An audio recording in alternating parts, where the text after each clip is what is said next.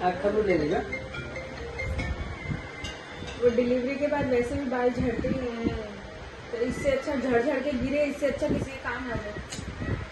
अच्छा नोबल है आपका।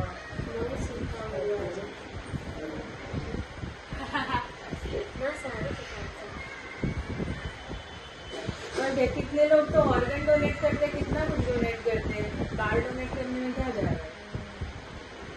ऑर्गन तो दोबारा उगता भी नहीं है, बाल तो दोबारा भी उग जाता है, तो इसमें क्या।